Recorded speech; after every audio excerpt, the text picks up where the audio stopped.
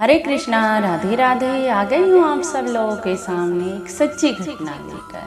आज मैं आपको लड्डू गोपाल की ऐसी घटना सुनाऊंगी जिसको सुनकर आपके आंसू रुक ही ना पाएंगे कि कैसे कैसे नास्तिक लोग होते हैं, कैसे लड्डू गोपाल को के साथ क्या क्या करते हैं। यही है इस घटना में जो कि संगीता के साथ हुई, जो कि उड़ीसा में रहती है। संगीता जी ने बताया कि मैं बचपन से कोई पूजा पाठ नहीं करती थी, ना ही मेरे घर में कोई पूजा पाठ होती थी। बस मेरी मम्मी जो बड़े पर्व आते थे उन पर ही पूजा पाठ करती थी, जैसे दीपावली पर करती थी, जन्माष्टमी पर करती थी, वो भी बहुत कम।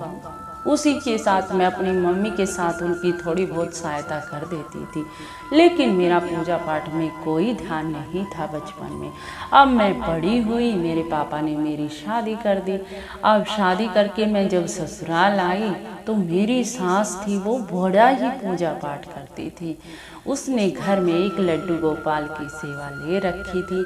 अब वो बड़ी सेवा करती थी, अपने लड्डू गोपाल को खिलाती थी, सुलाती थी, सारे काम। और मुझे अपनी सास को देखकर बड़ा आनंद आता था कि मेरी सास कैसे बच्चे की तरह लड्डू गोपाल की सेवा करती है। संगीता जी ने ये बताया और मेरा मन करता था कि मैं भी लड्डू गोपाल की सेवा करूं।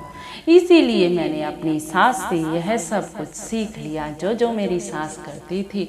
मेरी सास का कहीं भी आना जाना हो जाता तो मैं लड्डू गोपाल की सेवा किया करती थी और मुझे बड़ा ही आनंद आता था कि मैं उनकी सेवा में ही लगी रहूं, क्योंकि मेरे पास और कुछ काम नहीं था। पति तो मेरे ऑफिस चले जाते थे और सास बुढ़िया थी, वो कहीं कीर्तन में चली गई, क्योंकि पूजा पाठ ज़्यादा करती थी, वो भी बाहर ही रहती थी ज़्यादातर।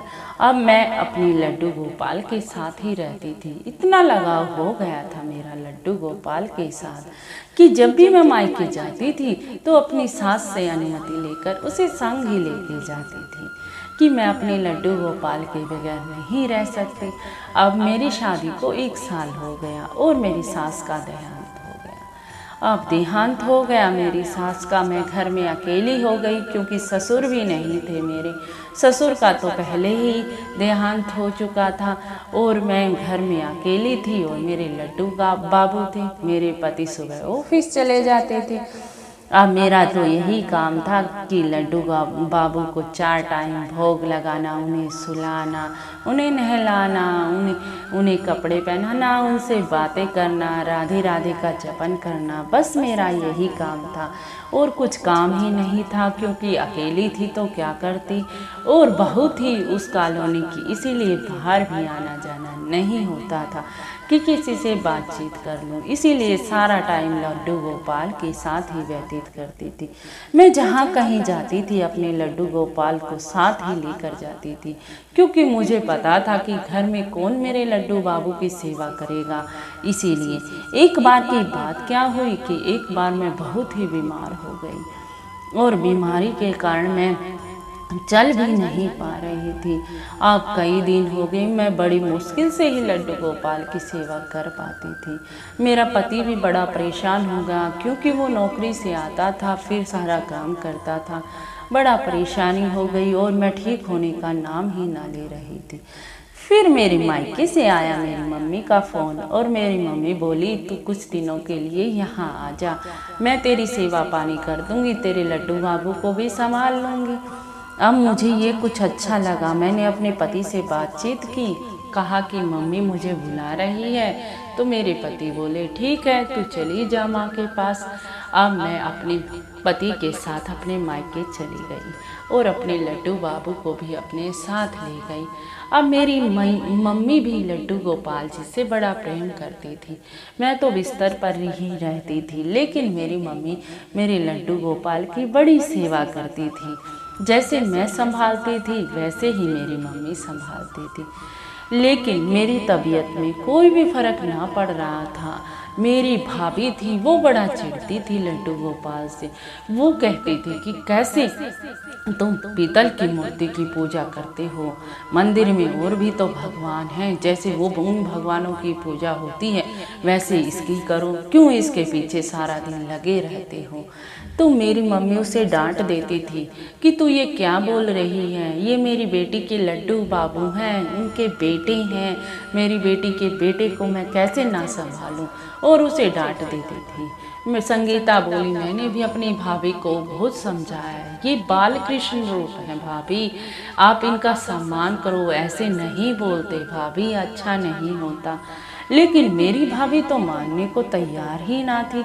मेरी भाभी तो उल्टे शब्द, सीधे शब्द लड्डू गोपाल के लिए बोल देती थी। अब मेरे दिल को बड़ा ही दुख महसूस होता था कि क्या करूं, मैं भी यहाँ क्यों आई। लेकिन मेरी तबीयत इतनी खराब थी कि क्या करती।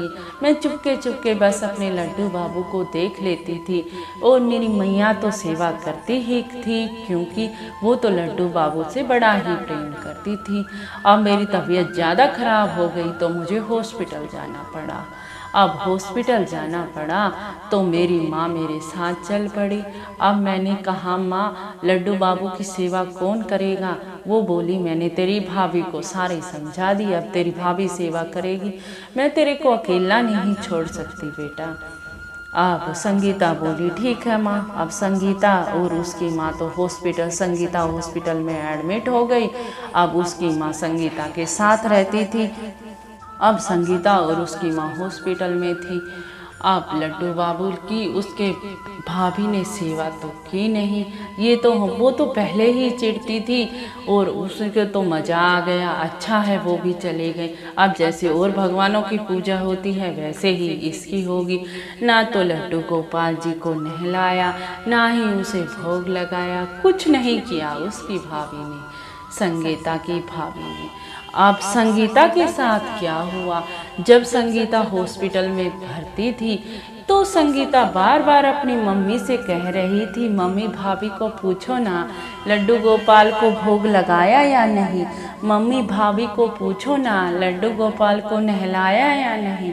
अब उसकी मम्मी बोली, बेटा वो सब कुछ कर लेगी, मैं उसे समझा के आई हूँ। अब संगीता के मन में चैन न था, और संगीता बार बार कह रही थी। अब उसकी माँ बोली, बेटा तेरी भाभी परेशान हो जाएगी, घर में इतना काम है वो अपने आप कर देगी, अब वो गुस्सा हो जाएगी तो क्या कर लेगी। अब संगीता भी आराम से लेट गई। अब क्या करती, तबीयत ज़्यादा खराब थी, लेकिन रह रह के संगीता को अपने लड्डू गोपाल का ख्याल आ रहा था। क्या करती, वो मन ही मन रो रही थी, लड्डू बाबू मुझे आपको छोड़ना पड़ गया, क्या करूँ। अब संगीता सो गई तो रात में संगीता का किसी बच्चे ने आके हाथ पकड़ लिया और कहा, मैया मैं भूखा हूँ, मुझे बहुत भूख लगी है मैया, मैया मैं भूखा हूँ। और वो बच्चा जोर जोर से रो रहा, मैया मुझे नींद भी आई है, मैया मुझे सुला दो, मैया मुझे भूख लगी है, मैया मुझे नींद भी आई है, मैया मुझे सुला दो। अब संगीता एकदम से उठी और उसने अपनी मम्मी को उठाया और सारी बात बताई। मुझे एक बच्चा, उसका मुख तो दिखा नहीं, लेकिन वो मेरा हाथ पकड़कर मुझे बार बार उठा रहा था। मम्मी ये क्या संकेत है, मम्मी आप कुछ बताओ ना। अब संगीता की मम्मी बोली, बेटा तू परेशान क्यों होती है, कुछ नहीं होगा। अब संगीता को फिर अपने लड्डू गोपाल का ख्याल आया, मम्मी भाभी ने लड्डू गोपाल की सेवा की या नहीं की, या मुझे लड्डू गोपाल ही साक्षात आए थे कि मैया मुझे भूख लगी है। अब संगीता की माँ बोली, नहीं बेटा ऐसा कुछ नहीं है, मैं तेरी भाभी को सब कुछ समझा के आई हूँ, वो सारा काम कर लेगी, तू निश्चिंत हो जा, अब तू सो जा। अब संगीता के आंसू तो रुक ही ना रहे थे कि मुझे ये क्या दिख गया सपन में। अब संगीता ने जबरदस्ती अपनी माँ को घर भेज दिया, क्योंकि माँ मुझे जाओ और पता लगाओ कि मेरे लड्डू बाबू कैसे हैं, जाओ देख के आओ। और उसकी माँ घर गई तो उसकी माँ ने देखा कि लड्डू बाबू जैसे उसकी माँ छोड़ के गई थी ऐसे ही बैठे हैं, ना उसको स्नान करवाया ना ही उसको भोग लगाया। अब संगीता की माँ के आंसू रुक ही ना रहे थे कि लड्डू बाबू आपने मेरी बेटी को साक्षात बता दिया कि मैं भूखा हूँ, मुझे नींद आई है। अब उसने संगीता की माँ ने लड्डू बाबू को नहलाया, रोते रोते ही नहलाया धुलाया, भोग लगाया। आप जब दोपहर में जाने लगी तो लड्डू बाबू को विश्राम भी करवा दिया। अब संगीता के पास पहुंच गई। अब संगीता बोली, माँ मेरे लड्डू बाबू ठीक है ना? उसकी माँ बोली, हाँ बेटा, तू चिंता क्यों करती है, ठीक है तेरे लड्डू बाबू को कुछ नहीं हुआ बेटा। बोली, माँ ठीक है ना? बिल्कुल। अब संगीता की तबीयत में कुछ आराम हुआ और संगीता घर आ गई और अपने लड्डू गोपाल को गोड़ों में लेकर बड़ी ही रोई, हाथों में लेकर। लड्डू बाबू, मुझे आपसे अलग रहना पड़ा, आपको कोई तकलीफ तो नहीं हुई? फिर संगीता की माँ ने बताया कि बेटा तुझे साक्षात लड्डू गोपाल दिखे थे, कि लड्डू गोपाल ही भूखे थे। तेरी भाभी ने लड्डू गोपाल को ना ही भोग लगाया, ना ही सुलाया। जब मैं आई तो लड्डू गोपाल ऐसे के ऐसे बैठे थे जैसे हम छोड़ के गए थे। अब संगीता और उसकी माँ लड्डू गोपाल के लिए बड़ा रो रही थी और उनसे माफ़ी मांग रही थी कि आपकी सेवा ना हो पाई, जो आपको स्वयं साक्षात आना पड़ा, यह बताने के लिए हमें आपकी सदा ही जय हो, जय हो, जय हो मेरे लड्डू गोपाल जी की। तो आपको पता लगा भक्तजनों, कैसे हमारे लड्डू गोपाल कैसे कृपा करते हैं। जो उनके साथ होता है वो साक्षात आकर बता ही देते हैं। और ऐसे नास्तिक लोग होते हैं कि उन्हें कुछ नहीं मानते। नहीं, ये तो हमारे राधे श्याम हैं। बोलो जय जय श्री राधे, जय जय श्री राधे। अगर आप भी ऐसा करते हैं तो प्लीज़ प्लीज़ प्लीज़ आप सभी से हाथ जोड़कर प्रार्थना है, ये एक बच्चे हैं, इनकी सेवा पूजा अगर आपको करनी है तो ही इन्हें लेना, नहीं तो मत लेना। और अगर घर में आ जाएं, अगर आप सेवा पूजा ना भी करते हो तो इनकी सेवा पूजा जरूर से भी जरूर करना, क्योंकि ये साक्षात हमारे परमात्मा हैं, साक्षात हमारे परमात्मा हैं। और हम जिस भाव से इनका पूजन करते हैं वो वही भाव हमारे पे समर्पित करते हैं। जैसा हम इनसे रिश्ता जोड़ लेते हैं उस रिश्ते को वो साक्षात आकर निभाते हैं। जय जय श्री राधे, जय जय श्री राधे। अगर आपको घटना कुछ पसंद आई हो, आपकी आंखों में भी आंसू आ गए हों ये सुन के, तो लाइक शेयर और कमेंट जरूर कर देना, जरूर कर देना। राधे राधे, राधे राधे, राधे राधे।